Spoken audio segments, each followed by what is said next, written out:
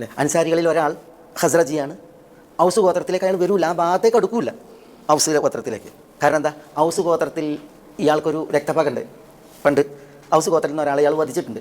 അതുകൊണ്ട് തന്നെ Asad bin Zurara റളിയല്ലാഹു തആല അൻഹു ആണ് ഔസ് ഗോത്രത്തിലേക്ക് വരൂല. കാരണം എന്താ? ഇയാൾ അവിടെ കിട്ടിയിട്ടുണ്ടെങ്കിൽ തങ്ങളുടെ ഗോത്രത്തിൽ നിന്ന് ഒരാളെ കൊന്നതിന് അസദ് ബിൻ സുറാറയെ ഇവർ വധിക്കും. അതുകൊണ്ട് തന്നെ ഇദ്ദേഹം അസദ് ബിൻ സുറാറ ഒരിക്കലും അവിടേക്ക് പോകില്ല, ഔസ് ഗോത്രത്തിലേക്ക് പോകില്ല. പക്ഷേ ഒരിക്കൽ റസൂലുള്ളാഹി സ്വല്ലല്ലാഹു അലൈഹി വസല്ലം ഔസ് ഗോത്രത്തിലിരിക്കെ ചോദിക്കണം, അതിന് അസദ് ബിൻ സുറാറ, അതിൽ അസദ് ബിൻ സുറാറ എവിടെയാണ്? റസൂലുള്ളാഹിക്ക് ഇതൊന്ന് ചികിത്സിക്കും വേണം ഈ വിഷയം, ഈ രക്തപ്പക. അതുകൊണ്ട് ചോദിക്കണം, അതിന് അസദ് ബിൻ സുറാറ. ഔസുകാരോടെ പറയുന്നത്. അപ്പോൾ ഔസുകാർ പറയാണ് അദ്ദേഹം ഇങ്ങോട്ട് വരൂല്ല. കാരണം എന്താ? അദ്ദേഹത്തിൻ്റെ ജീവൻ പേടിയാണ്. ഇവിടെ വന്നിട്ടുണ്ടെങ്കിൽ ഔസുകാർ കൊല്ലും.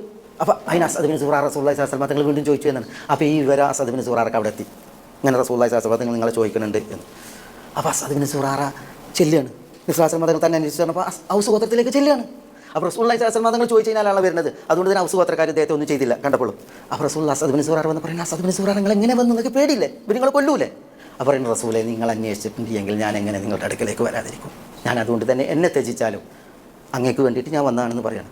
അപ്പോൾ റസൂലുള്ളാഹി സ്വല്ലല്ലാഹു അലൈഹി വസല്ലം തങ്ങൾ ആ വിഷയത്തിൽ പിന്നെ ഔസും ഖസ്റജും തമ്മിലുള്ള ആ വിദ്വേഷം അതോടുകൂടി ചികിത്സിക്കുന്ന വിഷയമുണ്ട്.